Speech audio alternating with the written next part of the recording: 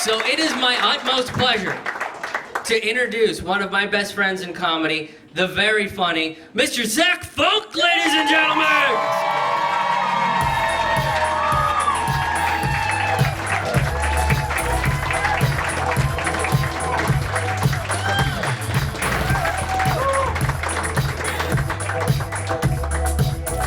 So this is a real thing, huh? All right. So before I get to the jokes, I'd like to address a very serious thing. I have a public service announcement for you all. Tomorrow is National Batman Day. So if you ever thought about orphaning a member of the 1%,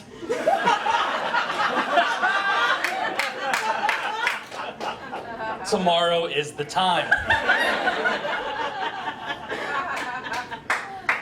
Fine people, Mr. Small's Fun has a question for you all this evening. Are you optimists? No. Immediately a no. Okay, this is a smart crowd. All right, I heard a few yeses. People would say yes. Follow-up question for you to further this. Do you believe world peace is possible in our time? No. Bunch of fucking jaded cynics. No. I know world peace is coming in our time. And how do I know that, you ask? Because I went to Star Wars night at PNC Park. No, I don't think you understand, naysayers. I was at nerd night at the baseball place. Which means after eons of feuding, the jocks and the nerds put aside their differences for one glorious night of $20 draft beers. It was a really cool game, too. Through a friend of mine, I lucked out and I got to watch the game from like the VIP catered bar seats. And I got out there and I'm like, oh, I get it now. This is why people vote conservative. If you don't have a soul, you get your own bathroom in a stadium.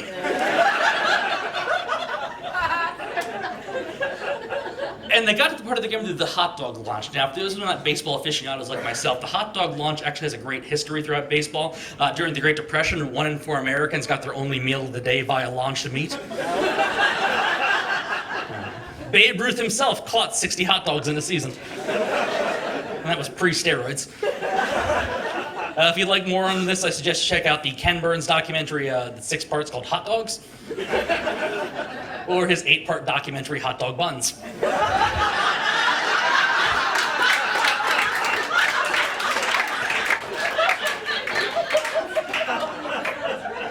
So they get to the part of the game where the hot dog launch comes, where highly trained, unpaid interns storm the field with shoulder-mounted meat cannons and fire into the crowd while people stand cheering, going, "Yes, meat in my face, thank you, I would like that very much!" Because it's faster that way. You just do it like a goose and... So the whole stadium is standing and cheering, hoping to get meat tubes shot at them, including everyone in the rich catered box seats that already came with free hot dogs. I have never in my life seen a better metaphor for modern America than the rich people literally above the poor people saying, no, fuck them, I want their free shit too. I had one of the really cool baseball experiences I'd like to tell you about. I got to go to the 2015 Pirates and Cubs wildcard game, which as a Pirate fan was a rough game. As a fan of baseball, it was a really cool game. But as a fan of sociology, it was fascinating. Because the Pirates basically lost the game by the 4th inning, which meant at that point there was 1 inning left for every stage of grief. And I got to watch 37,000 drunk yinzers go through the 5 stages of grief together, inning by inning. It went kind of like this: 5th inning, anger. Come on! We got this! 6th inning, denial. No! Come on! We got this! 7th inning, bargaining. I will throw my kid on the field! They are yours. You can teach them to launch hot dogs! Just get a hit. 8th inning is grief. Oh, God. They're not even selling beer anymore. And the ninth inning is acceptance. And acceptance is when you think, well, at least my favorite pierogi won the race.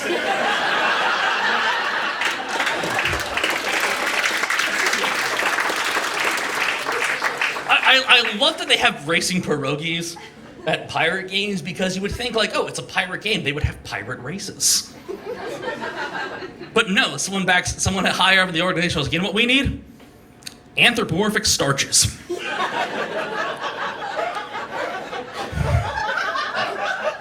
And they give them names and personalities and genders, which I guess explains where mini pierogies come from.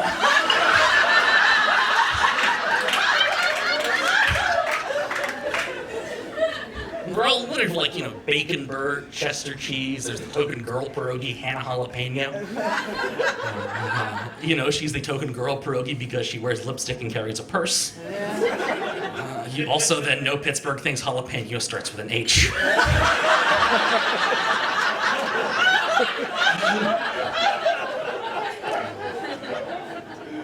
I talked about grief there for a moment, and grief is a very odd thing. Like, I was 11 when my dad died in a random car accident.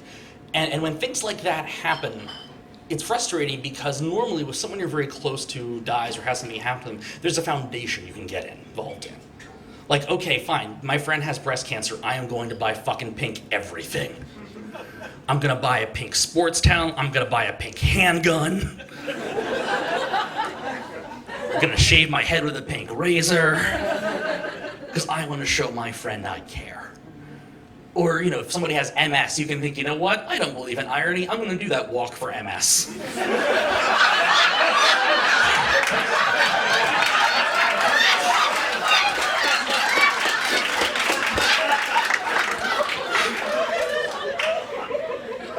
But when someone dies in just a random accident, there is no foundation to get involved with until now. Ladies and gentlemen of Mr. Small's Funhouse, I would like to all now invite you to join the Richard C. Funk Society for Shit Happens.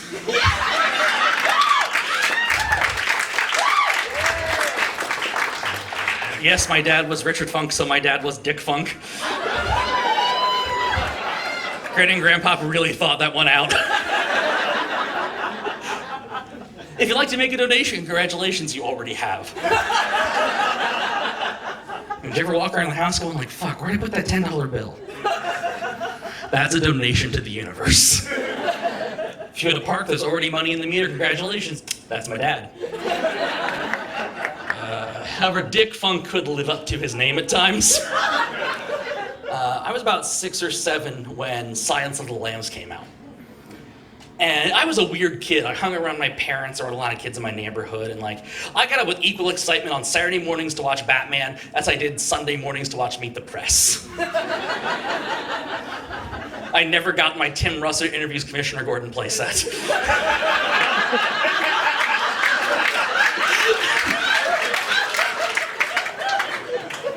But, Santa's a jerk sometimes. And so as this weird, overly intellectual kid, I wasn't scared by stuff like monsters in the closet or something under the bed. I'd go to my parents and be like, Mom and Dad, I was watching this documentary about space, and all stars will go supernova and explode someday, and the sun is a star, which means one day the sun will destroy the earth. So does anything we really do matter? And, if you're like a high college freshman, that's a reasonable question. When you're fucking 5, your parents just go play with your Ninja Turtles. So Silence of the Lambs comes out, and all the adults in my life are talking about how this film, Silence of the Lambs, is so scary and so suspenseful. And all I can think is, why are lambs being quiet scary?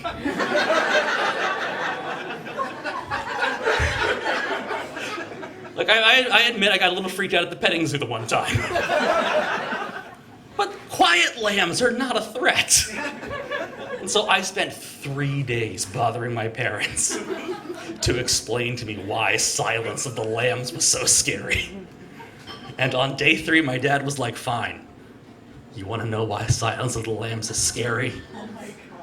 I will tell you why Silence of the Lambs is scary. And then he proceeded to describe the film in graphic detail beat by beat. I would tell you the plot of the film, but I still have not watched it.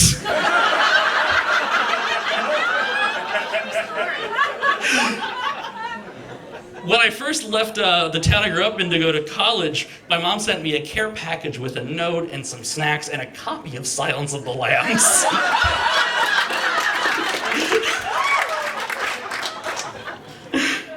That copy is still in the plastic wrap. So I grew up in a town called Ephrata in Lancaster County. It's a really weird place to grow up. You learn a lot of odd things. Like, you ever drive through a rural area and someone's like, what's that smell? And you're like, oh, well, that's manure. And then the conversation stops. In Lancaster County, this is the start of a fucking debate. It is the worst wine tasting your nose has ever been to. You become a shit sommelier. So you drive around like, what's that smell? Like, hold on, that's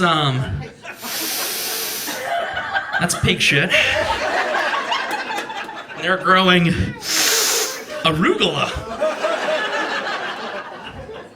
And it'll be ready in 2 months. It's also a weird area. It's not a very diverse area. It's a more conservative area. Like, for some reason, my high school biology class and debate class somehow became the same thing.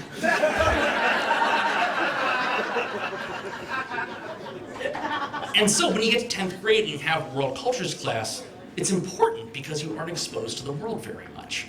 Now, my 10th grade world cultures teacher was a man I will affectionately just call him Mr. G. Partially because he still has a job in an adult school district, and also I think he would really love it if you called him Mr. G. He's the kind of teacher, he's the kind of person who'd be like, on one hand, you're a really good teacher. On the other hand, you're trying out for the job on Boy Meets World, aren't you? And Mr. G liked to have us do weird creative assignments. For example, when we learned the history of communist China, our group project was to make Chairman Mao youth propaganda posters.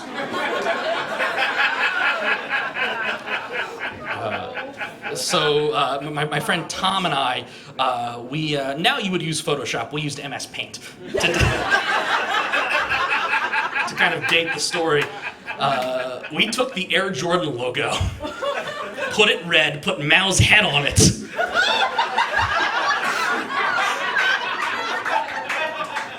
And gave it the caption, I want to be like Mao.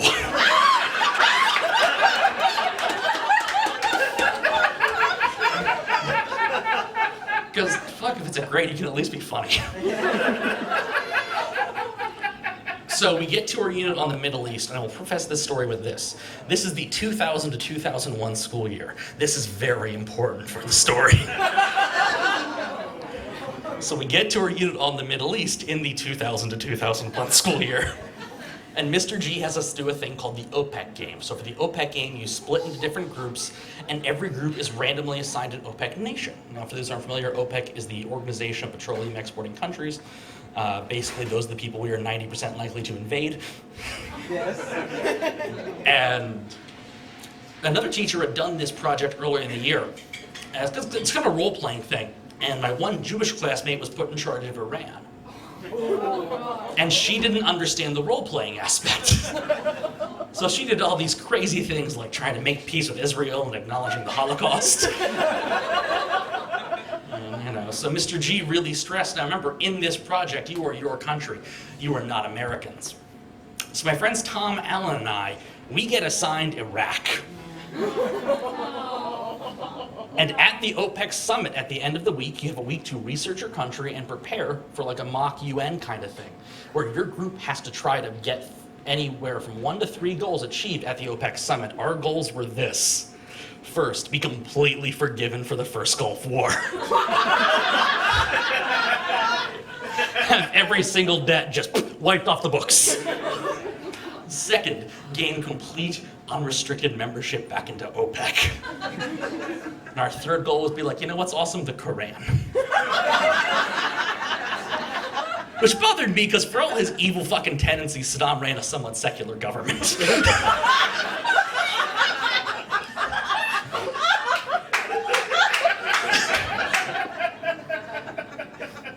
So Mr. G announced, we get our groups, and then we meet afterwards, and I'm talking to Tom and Alan. Now, to describe Tom and Alan, Tom, he was class valedictorian, he did track and field, he was star of the school musicals. Like, you would see a person like him in a Disney film and think that is not a realistic character. And Alan is Ron Swanson without the politics. If you imagine generic white male, that is Alan. So Tom is freaking out because he wants to be valedictorian someday, and he realizes there is no way we can win this. And I said to him, guys, don't you realize we're Iraq? We can cheat.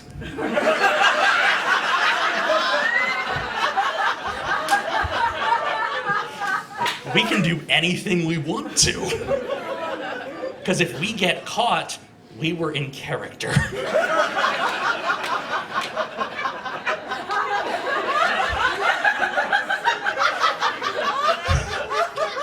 It's like D&D, only instead of being like a 10th level half-elf rogue, I was a PR guy for war criminals.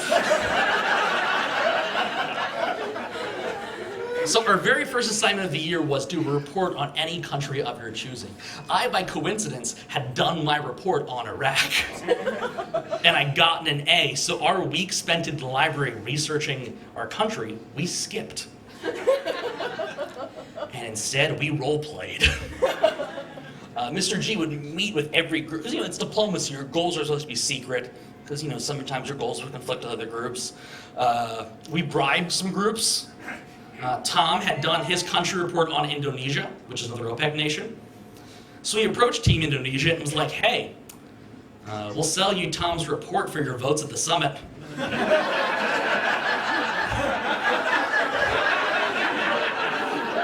You have no work to do all week if you just blindly support Iraq. Alan was dating someone in other groups. That was a very easy vote to get. The only group we didn't try to get help from was Kuwait. Partially because they were a bunch of intelligent girls who wouldn't have fallen for our bullshit trickery. But also we were like, fuck it, we're gonna role play properly.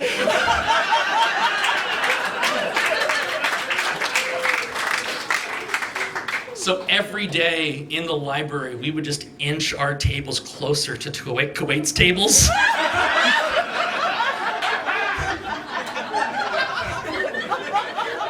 Period by period, annexing their section of the library.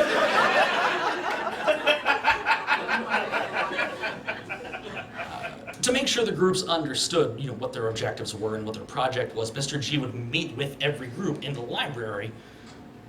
I hid behind the bookshelves and took notes. Because Tom wants to get an A. I'm enjoying the role-playing experience.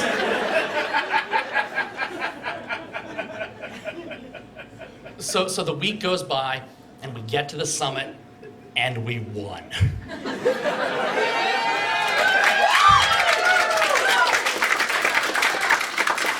We gained complete unrestricted membership back into OPEC.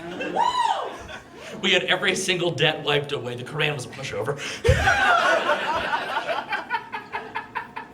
And so there's 5 minutes left in the period, and Mr. G is just walking around holding his face.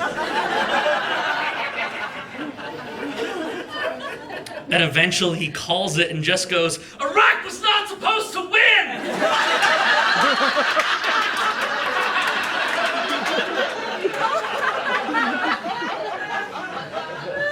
Saudi Arabia, you're the chair. You could have told them to shut up and taken their mic away. Iran, how did they trick you? Kuwait, good job.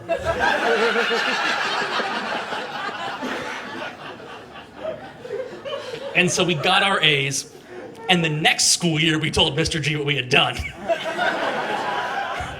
Because while we pretend evil, we were not legitimately stupid. I took that kind of mindset with me when I went to college. I came to Pittsburgh, go to Point Park.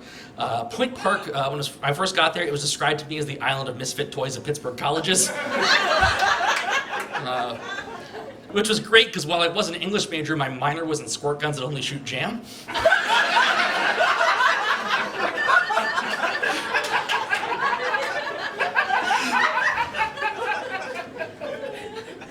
So it's fall 2004, and Point Park decides to hold a get out the vote rally for the Bush Kerry election.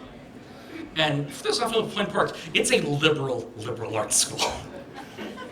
Trying to get the kids to vote Democratic. I'd say it's like shooting fish in a barrel, but Democrats would not do that. They would feel guilty about it. So they have a get out the vote rally, and the Democrats send somebody, the Republicans send somebody. The Democrats literally just sent a dude in a tie-dye t-shirt. And he smelled like pot. His speech was just, Bush, right?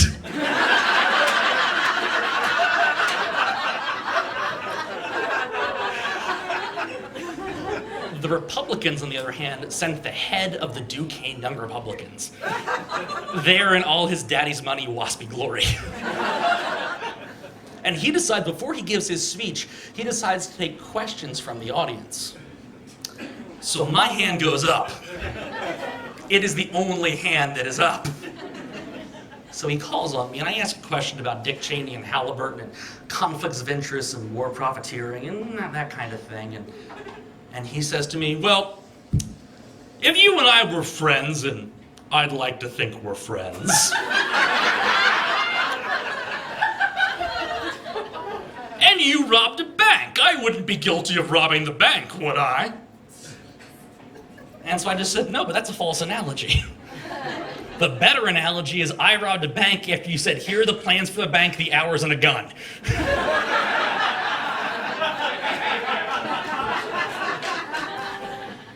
The head of the Duquesne Young Republicans' best response was, well, I disagree. So he asked for questions again. Again, my hand goes up. And again, it is the only hand up. So he calls on me again, and I said, yes, I remember after September 11th, President Bush said this was not an event to be politicized. We shouldn't use it to gain cheap points on each other. And then I look at your booth in the back of the auditorium. And you are selling, mind you, a t-shirt, and on that t-shirt is a silhouette of an elephant, and on that elephant is a silhouette of the two towers. And the shirt reads, an elephant never forgets. How is that not politicizing it? And again, his best response was, well, I feel it's not. And then he took no more questions, didn't give his speech, and left. No,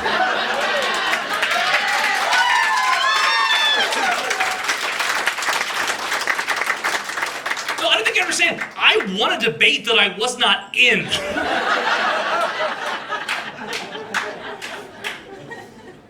Point Park was a very odd place. So the first week of school at Point Park, they would do a thing called Welcome Week. There's all kinds of different activities for the students. And they would rent out the biggest boat from the here in Pittsburgh called the Gateway Clipper. If you think of like a big old time like Mark Twain riverboat, that's the Gateway Clipper. And so every year, 4 years I was there, I thought, wow, we're never gonna have another boat ride again. Because the first year, I made like 3 friends at orientation. Because, you know, I'm me, and that's the most friends I'm allowed to have at one point. And I'm up on the top deck, I'm just observing, like, oh my God, this is amazing, I'm in the city. And one of the people I'd made friends with goes, I smell pot, we should move.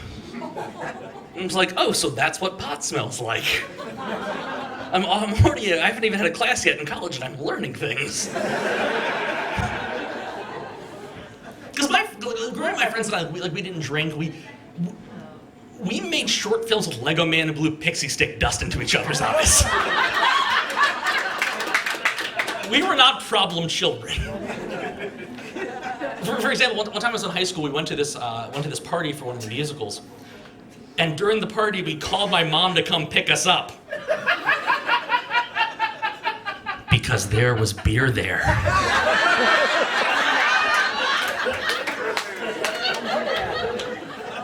And people were smoking. Not just any cigarettes, no, tobacco cigarettes. So we called my mom to come get us, and my mom was hanging out with her friends at the time, and apparently her friends look at her and just go, Jody, are you sure that's your kid?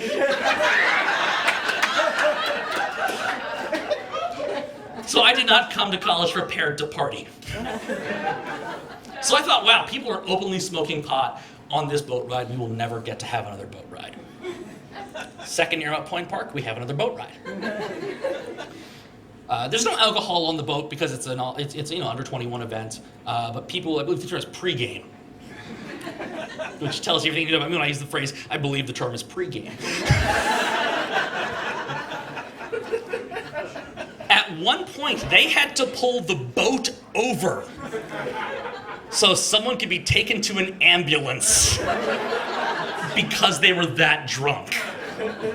Mind you, this is a boat. They have to just randomly pull over. Someone had to literally walk the plank to get to an ambulance. And so for the second year in a row, I thought, wow, we're never going to have a boat ride again. Third year at Point Park, boat ride comes around. And by now, I'm an RA at Point Park, so I'm like unofficial security there, because I'm a very intimidating figure. Someone got so drunk, they threw up on the dean.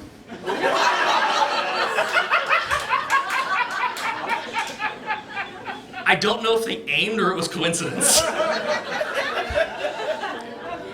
And people broke into the boat liquor cabinet. Which means I went to college with pirates. Because if you steal rum on a boat, on open water, you're a fucking pirate.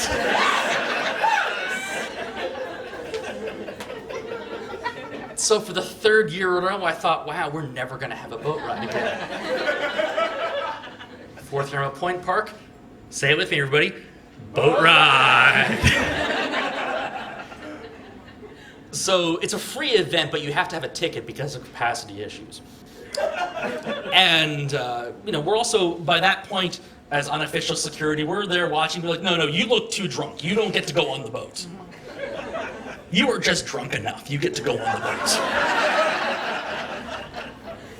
And so there's this guy who I will describe as like a prep school Eminem cosplayer who we refused to let on the boat because he was far too drunk. And he's like, fucking friends are on the boat. I'm like, yeah, but they hit it better. So we will not let you on the boat. Prep school Eminem, he just spends 20 minutes there swearing at us, giving us the finger. At one point, he literally punched the boat.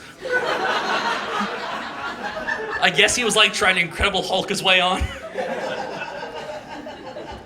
And then all of a sudden, there's this big commotion on the boat, and prep school Eminem takes this moment to leap across the water, grab onto the railings, and climb into the boat. So we promptly throw his ass off again. By now, he takes off his prep school shirt. He's wearing a white tank top, so now he's fully an Eminem cosplay. It's not quite the real Slim Shady, but it's close. And again, he's there punching the boat and swearing at all of us. And suddenly 2 cop cars appear from out of nowhere. So Eminem sprints off into the night. Because he assumed the police were there for him. He was wrong. He was there for the thing that caused the commotion on the boat. The thing that caused the commotion on the boat was 2 drunk girls got into a fight over a guy. One girl grabbed the other by the head and slammed her against a wall and kicked her a bunch while she was down. Yeah, that's like an actual assault. So that's what got the cops called. So the cops come onto the boat. Officer taps the girl who beat up the other girl on the shoulder to try to get her turned. Goes, excuse me, miss. Girl turns around, slugs the cop. So she got let off the boat in handcuffs. So the cop takes her to the police car, takes her handcuffs off, puts her in the back of the car. Now, because she is a drunk college girl, she does what late night TV has taught me every drunk college girl does. She proceeds to flash against the car. And while her shirt is pulled up, she vomits.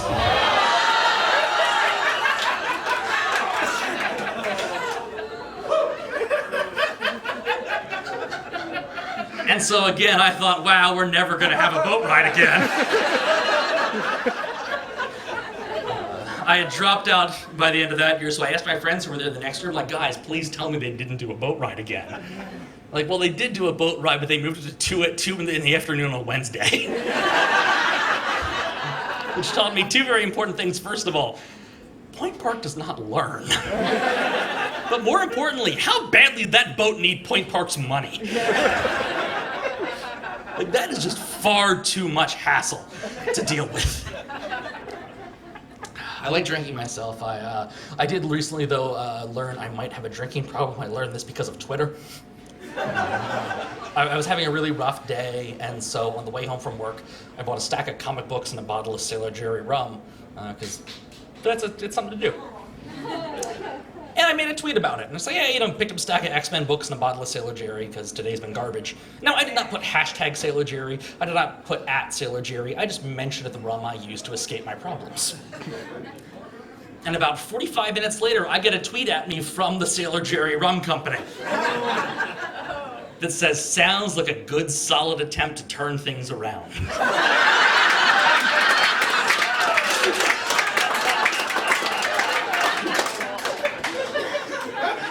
Cheers! Which means my rum is fucking talking to me.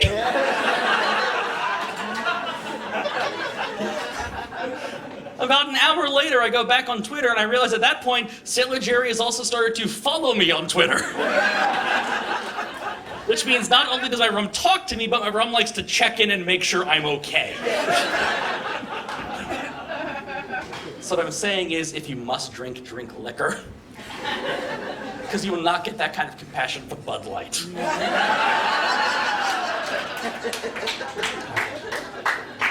I learned everything I need to know about drinking from my mom. She taught me a lot of important lessons.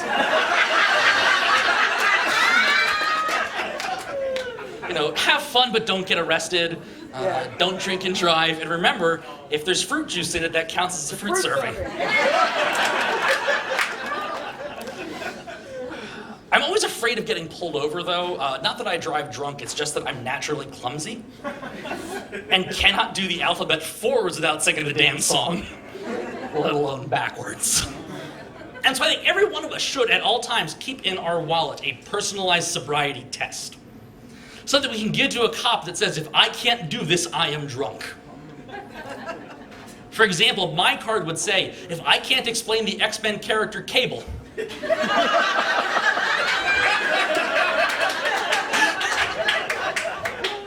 I am drunk. You see, the story of Cable begins in the 1800s with a man named Nathaniel Essex.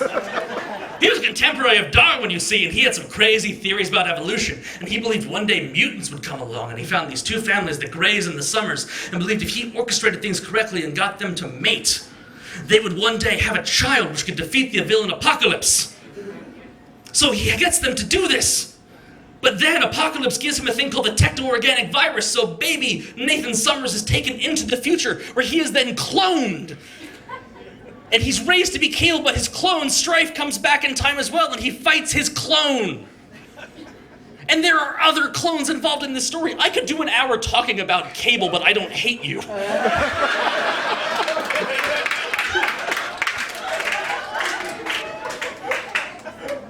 And so if I can't remember all that, I am drunk.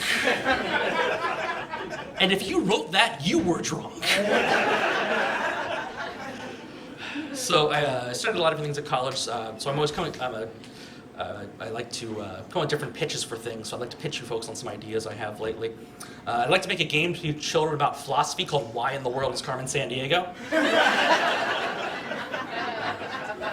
The first kid to realize that maybe this is all bullshit is simultaneously the winner and the loser. I'd like to one day open a ska-themed restaurant where you can either eat in or pick it up, pick it up, pick it up, pick it up!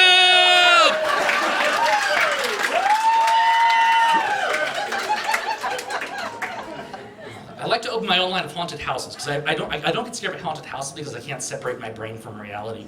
I know there are people in costumes, I know I'm not going to get hurt. So my line of haunted houses is what it's called the House of Existential Dread. The very first room is just silence and mirrors. Second room, ticking clocks and mirrors. And then the rest of it is just a very long hallway, and along the wall, spelled out in glow-in-the-dark paint, it says, "You will never get this time back." No refunds. I'm also actually on a team with the History Channel. I'm working on a series about the history of stand-up comedy. Did you know stand-up comedy can be traced to cave paintings found in France? It's not at all a true fact, but some of the microphones said it. And in 2019 America, that's all you need for it to make it real. So I'd like to give you now an example of what caveman stand-up was like.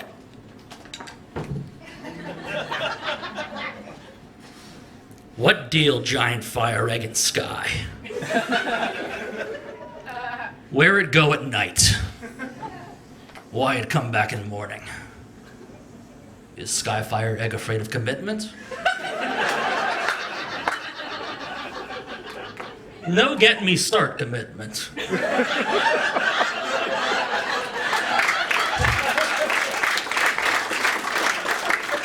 And you ever notice, Australopithecus, he walked like this?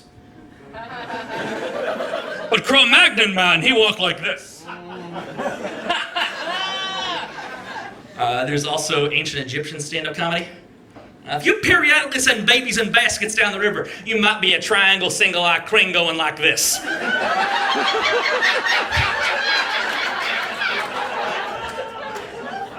If upon your death your heart weighs more than a feather and your soul is eaten by an alligator man, you might be a triangle, single-eye crane going like this.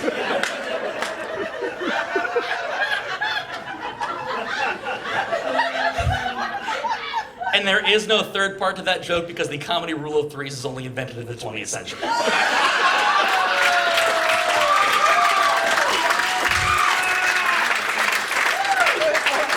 So, because I'm someone who dropped out of being an English major twice, that's why I have my master's in dropping out. I sell paint at a hardware store for a living, because people look at this and think, yes, I want that to design my house. The other day I'm at work and there's this customer, she's looking at some color cards, like, excuse me, ma'am, anything I can help you with? And she goes, yeah, what's a nice reddish blue? I want a reddish blue. I'm like, oh, so you'd like a purple then? And she just goes, no, I don't want purple! If I wanted purple, I'd have asked you for a purple! I would like a reddish blue. And I said, well, I'm sorry, man, but while I did drop out of college twice, I did get first grade right the first time. And red and blue make purple. There is purple with more red, there's purple with more blue, but reddish blue is not a thing. You were asking me for scalding hot ice. So she spends 5 minutes berating me, saying I know nothing about my job, which is true, but I can't tell her that.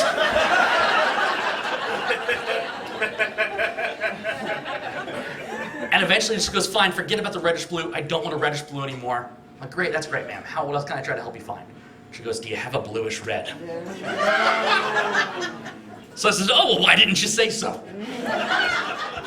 I grab a color chip off the wall. The name of the color is Precious Purple. And she is elated. She is Disney character break into song. Happy squirrels and birds are forming a dress around her in the store. And so while her paint is shaking, I talk about how lighting can make a difference and how it looks in the store and just all the bullshit things I have to explain because it takes 3 minutes for fucking paint to shake. And I pass the can back to her, and she turns to leave, but then she turns back to me and says, I'm sorry, but what if this looks different when I get home? And so I took a deep breath. I said, ma'am, I can't comment on how you might perceive reality in the future.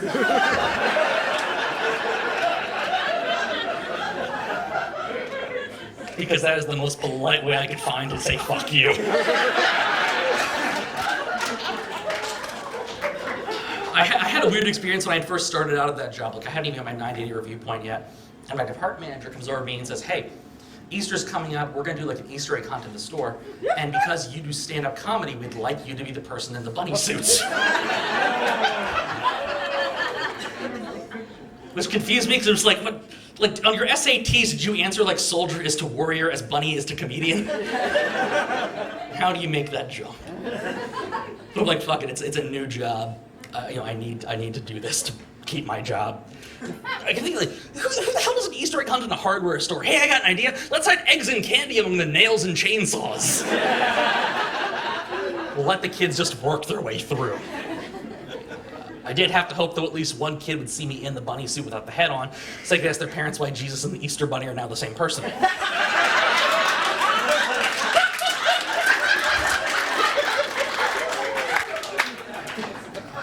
One other amusing work thing, I'm at my desk one day, and a priest walks by. Well, he could have been a priest cosplayer. I'm not sure. Full collar and everything, though. So, guy walks by. I'm like, hey, excuse me, if I can help you with today. And he says, no, I'm all right, but, thank you for asking. Everyone at this store is always so nice and so helpful. I'm like, well, yeah, that's my job. It beats being homeless. And he says, I bet you get some pretty miserable customers in here, huh? I'm like, yeah, I do, but I try not to let it bother me. And then he looks at me and goes, well, don't worry. One day they'll learn what real misery is.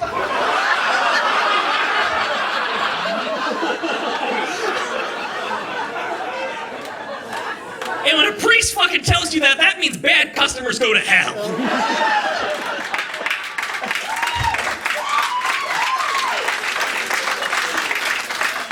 So the very first time in my life, I thought, you know what, maybe religion is for me.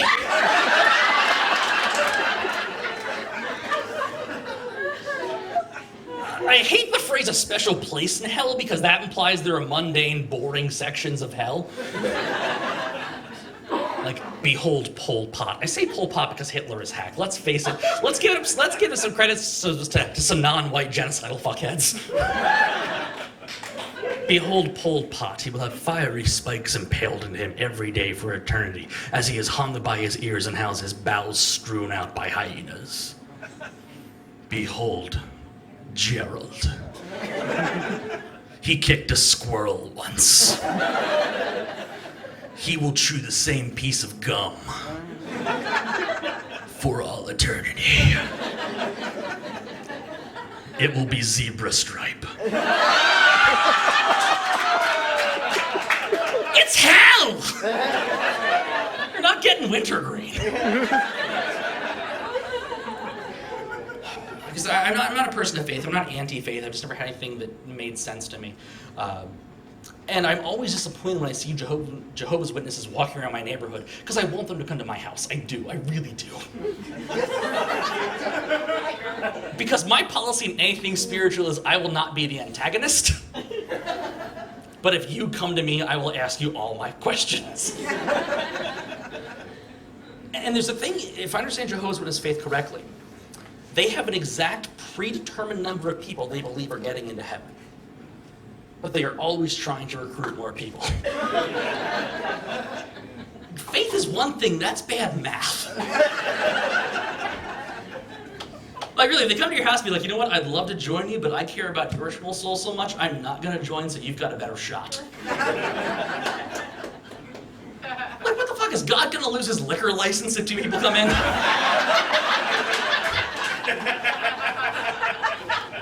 Periodically do like a halo count. Hold on, 1, 2, 3, 4. 7 more souls. We're good. 7 more souls. And let's say you die and you make it in. Can you lose your spot to someone with a better spiritual resume? I go, hold on, let's see here. 27 conversions. You never swore. You never masturbated. Holy shit! This says you're the owner's nephew. You're getting in. Let me clear a little space. Hold on a second. Yeah, Bob, get your wings over here, Bob. Listen, Bob, it's been a great, quarter eternity? But I'm afraid we're gonna have to let you go. To hell.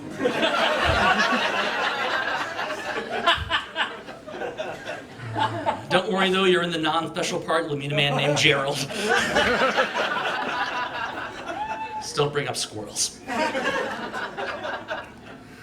So I'm single at the moment. I've been trying to meet people. I recently got hit on, which is pretty exciting. Woo! Yeah, I know.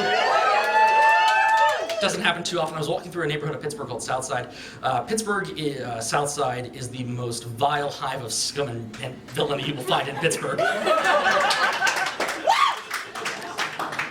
And so as I'm walking to meet some friends at this bar, a truck starts coming from behind me. Before I can see the truck, I can smell the truck. It is powered by Axe body spray. And from inside the truck, this guy yells out at me, "Hey, baby, I'm gonna lick your asshole!" Which I appreciated because it's a very cat-specific cat call. And I thought about it for a second. I was like, well, I guess, in the dark from behind. And I often carry a satchel full of comic books you could easily mistake as a purse. That maybe, just maybe, I too am pretty enough to objectify.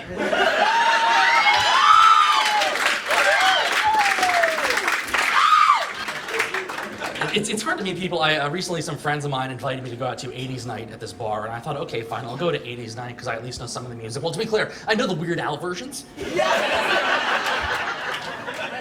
But whether it's Beat It or Eat It, the beat is the same. So I'm out there trying to dance, and like I said, I'm from Lancaster County originally. A big chunk of my genetics are Pennsylvania Dutch. My people are not built to dance. I am built to process alcohol, survive winter, and raise you a barn.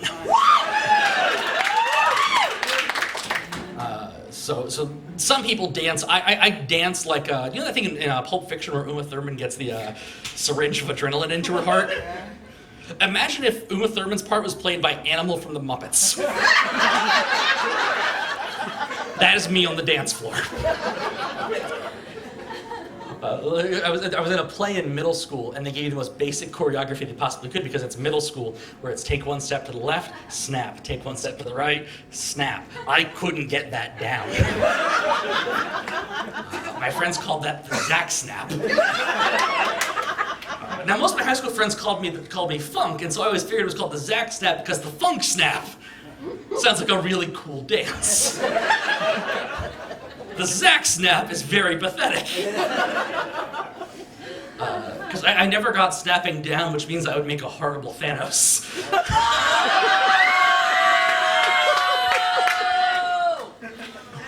So I'm out there flailing about, and I bump into this like big bro dude on the dance floor. Like, sorry, didn't see you there, dude. Flail about some more. The song ends. I walk back to the bar, and this guy follows me back to the bar. And is eyeing me up and goes like, "Hey man, what the fuck?" And I'm like, well, stranger, the fuck is.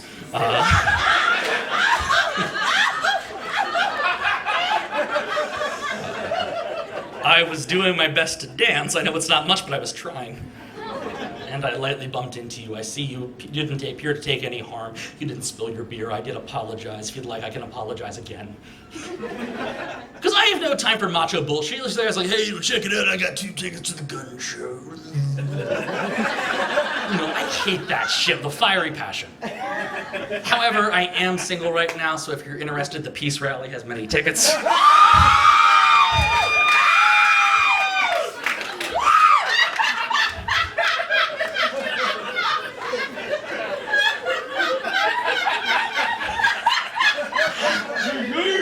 So this guy's here in the bar eyeing me up, deciding if he wants to fight me or not, I think. And as he's observing me, I'm dressed much like I am now.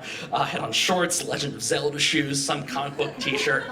And to keep my hair out of my face while I danced, I was wearing the only headband I own. The only headband I own is a purple headband with yellow lettering that says, "I'm a hugger."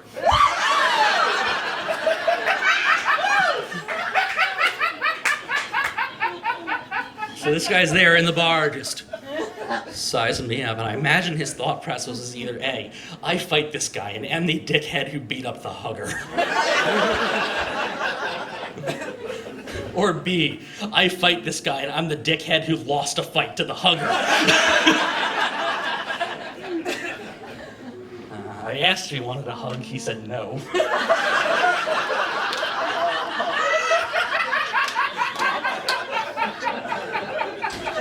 Because anyone knows, you don't fuck with a hugger. Hugs are the bravest thing you can do. Show of hands, who prefers hugs to handshakes? All right, good.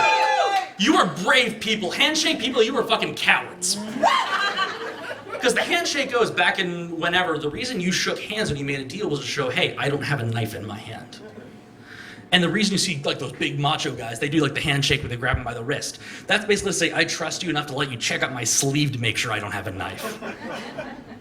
Huggers are just like, you want to stab me in the back? Come on, do it! Do it! Just give me the full Caesar, I trust you.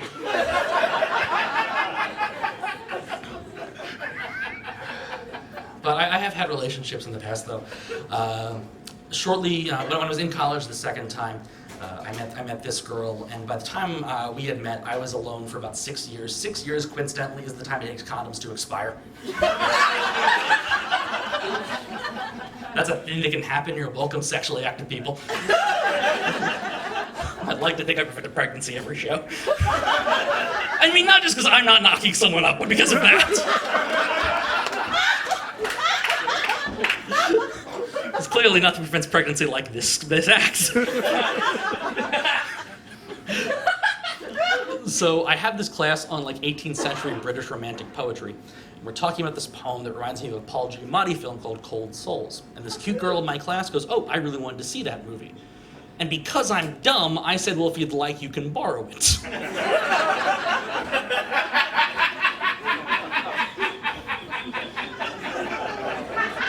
She offered a counterpoint of, why don't you come to my place and we watch it together?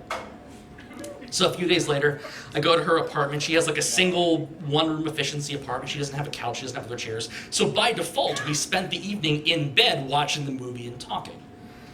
And we got through the movie and we talked for like 6 hours and we really connected, but at no point in my mind did I think, oh, this person might be into you. You're just watching a film with great American actor Paul Giamatti.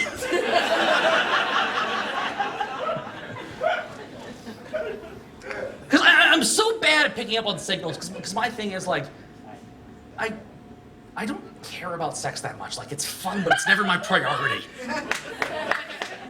I care more about this kind of connection. Like, if I meet you in a bar and I'm talking to you, I'm not trying to fuck you. I'm just hoping you like Kurt Vonnegut as much as I do. Like, I could be out with a girl and she could start like blatantly playing with her top, exposing her chest, and then I would just read her tattoo.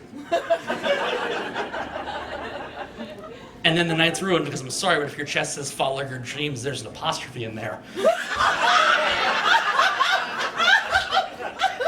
We are done. As a two-time college dropout comedian, I can tell you, follow your dreams. It's not good advice. So I'm driving home from this thing that might have been my first date, but I'm not sure. And I think, wait, that might have been a first date, but I'm not sure. So I proposed a brilliant idea, because through our time hanging out, I had talked about doing comedy, and she said, oh, I'd love to come see you do comedy sometime. And so, on the thing that was our second date that I didn't know was our second date, I decided, because I'm either a genius or I am the dumbest person alive, to do a joke about the thing I wasn't sure was our first date. On the thing I wasn't sure was our second date.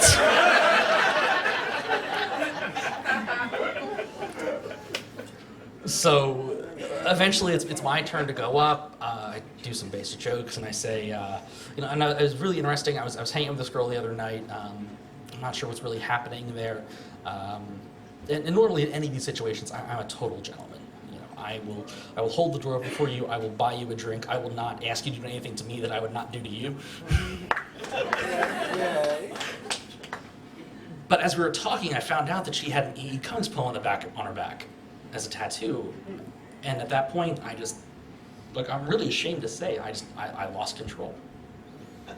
And I threw her on the bed, and I just read the fuck out of her.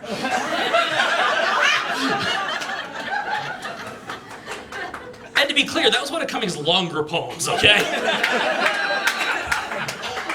I can read you all night long, thank you very much.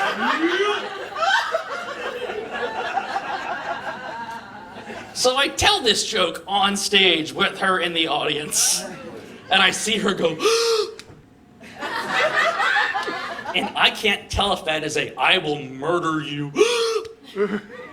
or what else it might be. So I finish my set, I go and I sit back beside her. I'm like, so what do you want to do? Do you want to watch more comedy? And she goes, no, we're leaving. We're going to your place now. Let's go. And that is what it takes me for to realize someone is into me.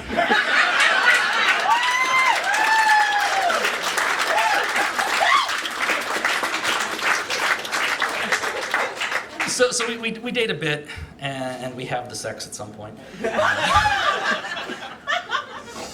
Because like I said, some people would call it a dry spell I had been in. I like to think I bought a nice plot of property right in the middle of a desert and just never paid the water bill. So we have sex for the first time, and at the end, my mind just completely shuts down. It does not know what to do. It's a complete internal blue screen of death. And apparently the first thing to reboot in me is nerdy references. So the first thing to come out of me, well, technically the second thing to come out of me,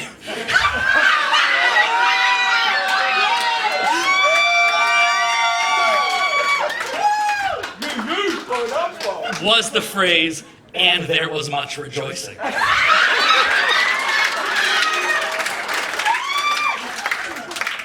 Yeah, I quoted Monty Python immediately after sex.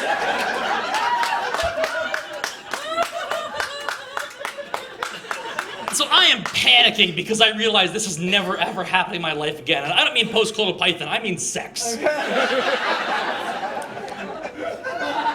And she looks up at me and goes, yay.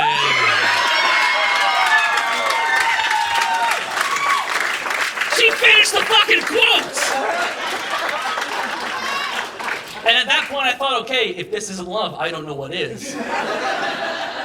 And apparently I did not know what love was.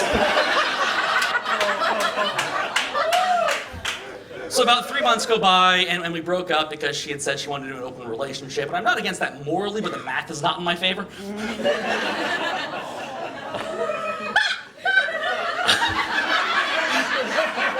This is not for me, but also logistically it's not for me. Like, she'd be off seeing other people, I'd be off in my house in the desert with the water shut off. And I realized when someone asks you to be in an open relationship, it's kind of like if you go to your friend's house and your friend asks if you'd like to order a pizza. Your friend has already decided they're getting a pizza. But if you'd like to chip in on the pizza, they feel like less of a glutton. I told that joke to my therapist. And my therapist asked if he could use that.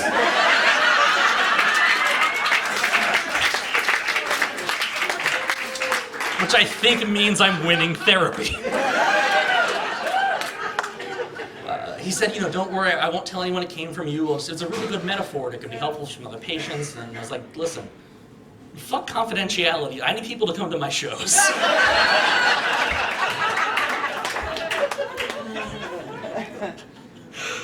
I deal a lot with mental health problems myself, but I show people sitting quietly, thinking about how sometimes life feels utterly pointless and confusing. Who else has depression?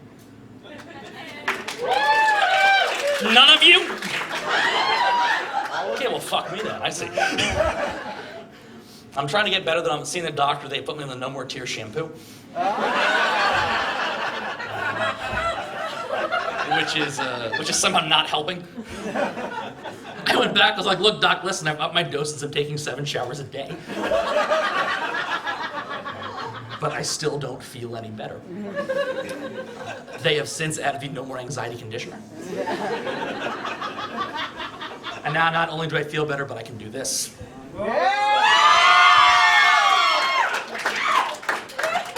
And if that doesn't make you feel better, nothing will. Only it turns out I wasn't seeing a doctor, I was seeing a barber. But because I'm really into history, I figured they could do the same job. Everyone who gets that joke, you have my eternal love. I'd like you to know that.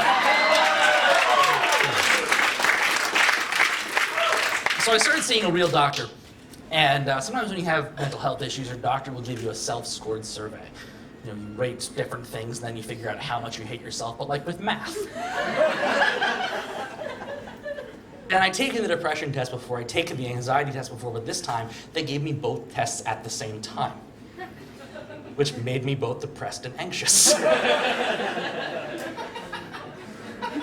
But then for a moment I thought, no, actually this is great. This is a chance to put my two greatest enemies in one-on-one competition with each other for a quantifiable final score. If you had money in the game, I'm sorry, anxiety did not cover the spread. No. It was such a good fight too. It was like WrestleMania. Only it turns out I'm not WrestleManic.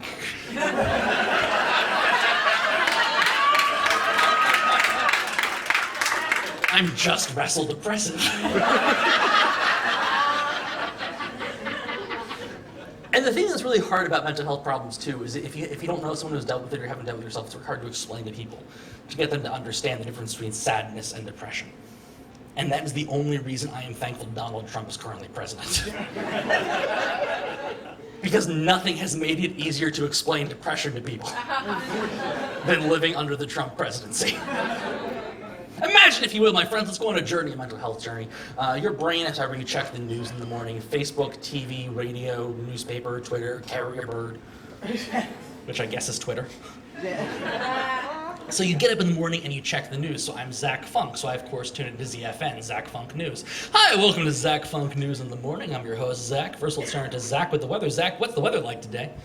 Thanks, Zach. Skies are clear right now. We are calling for a major existential crisis around 8 p.m. So there is an 80% chance of showers at the time. Now we're going to go to traffic. Traffic brought to you by antidepressants. Antidepressants, sometimes they work. Things are a little slow on the Parkway. However, we have gotten out of bed. We do have our shoes on. We forgot our pants. But it's a start. And then you get to check about what depression tweeted about while you were asleep. There is no collusion with happiness. No collusion. We're gonna build a wall between ourselves and everyone that loves us and make them pay for it.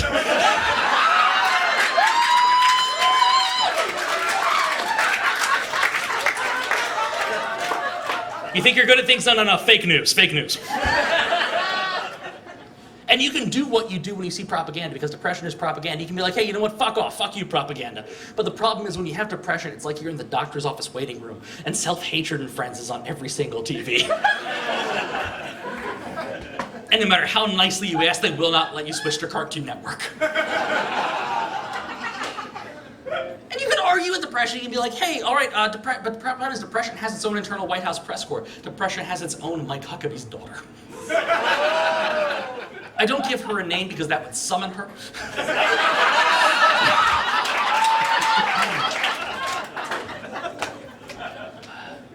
So you can be like, depression. We did really well on that 10th grade socialist project. I'm like, yeah, but that was a group project. That doesn't count. All right, depression. We have never been homeless. Yeah, but there was that time you were mistaken for homeless. Really needed a haircut. All right, depression. We have talked 5 people out of suicide. Well, yeah, but look where that got them.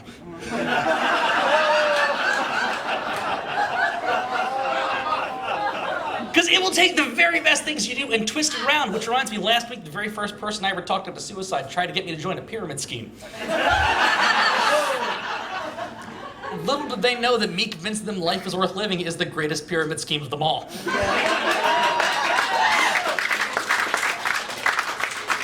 Every good thing they do, they're in my karmic downline now. I get the points for them.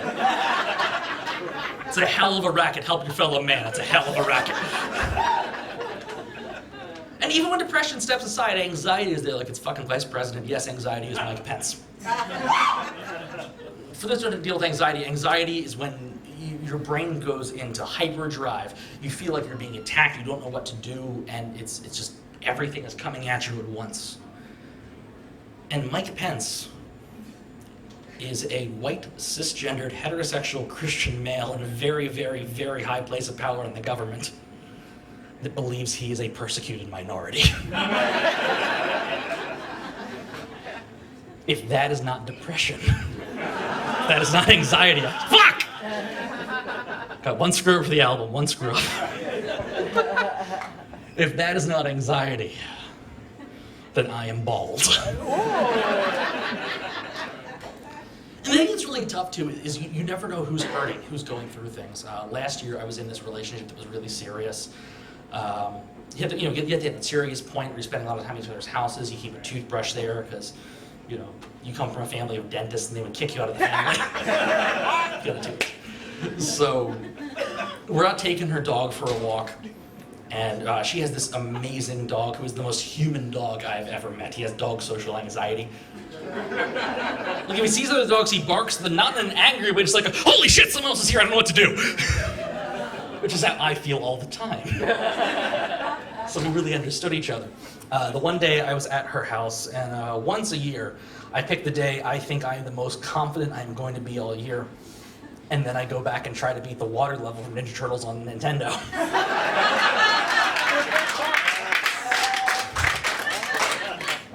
And as I'm sitting there about to break a controller, her dog comes over and just puts one paw on me like, hey dude, it's a game, chill out. So we take her dog out for a walk, and that meant we got exercise, which meant we got milkshakes on the way home. Because we're Americans. And I go to brush my teeth afterwards, and in the medicine cabinet, I find that she has a bottle of antidepressants there. In fact, she turns out she took the same antidepressants that I do, which I thought was kind of sweet, actually. It's like, great, we're broken the same way. Now, because this is America and we live in a patriarchal society, she had a smaller dosage.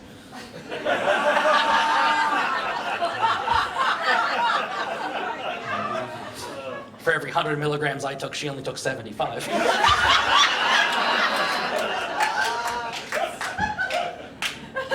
And I wasn't upset that she took medication. There's no shame in taking antidepressants. Like, I can't grow potatoes, so I go to the store and I buy potatoes. Sometimes my brain can't make chemicals that make me think, hey, life is okay. And so I go to the store and buy pills that make my brain think life can be okay. There's no shame in that, but I was really hurt that she hadn't told me. Because I'm super open about this stuff. I talk about this stuff on stage. In fact, the first time we met, we were on a variety show together. The first time we met was the very first time I ever tried the Donald Trump depression joke. To date the joke, I had to give you an idea of the time frame, I had a line in there about the Bowling Green massacre that never happened. Ooh. Yeah, dates the jokes. The problem is when you're writing Trump jokes, you have to update them every week. Nothing lasts with those jokes. But she was a comedian. She did this thing called faux drag. Now, for those who don't know, faux drag is when a woman dresses like a man trying to dress like a woman. And I did not know faux drag was a thing. So the very first time I saw this person who would later become my girlfriend, I thought, wow, that is the hottest guy I have ever seen. Like, I've never been at the very, very, very far end of the Kinsey scale, but this has maybe bumped me a few notches. The first thing I said to her was, you are the most convincing woman I have ever seen. But somehow we ended up getting together.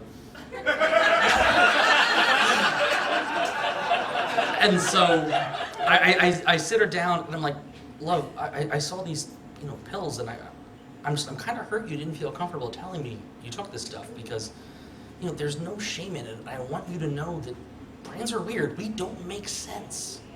We are electricity and chemicals randomly firing. Why do you think songs get stuck in your head? Why do you think you get sudden bad memories out of nowhere? We just don't make sense. And there's no shame in that because you know what that is? That's being human. And so when I feel really down, what I try to remind myself is, I don't like the phrase, it gets better, because it gets better implies things will stay better. And if I care about you, I'm not gonna lie to you. So instead of it gets better, I like to say now is not forever. Things are gonna get better, things are gonna get worse, it's gonna be a change, but whatever moment you're in, it's not gonna last for all of eternity. Thank you.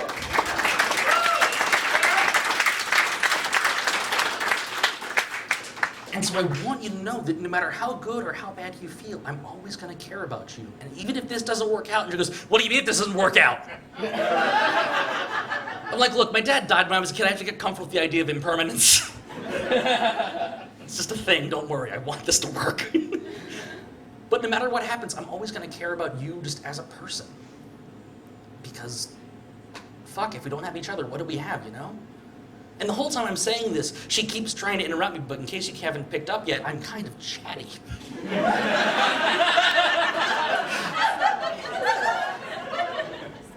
So eventually, she manages to get a word out and says, no. Those aren't my pills. That's my dog's medication.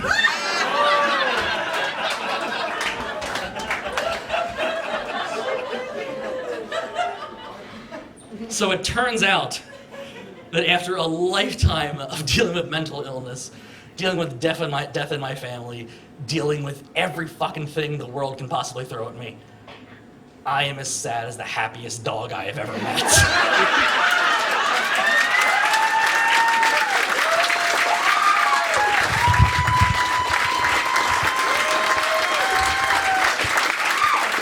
You have all been fan-fucking-tastic. This has been an amazing evening. Be good to each other and happy trails to you until we meet again.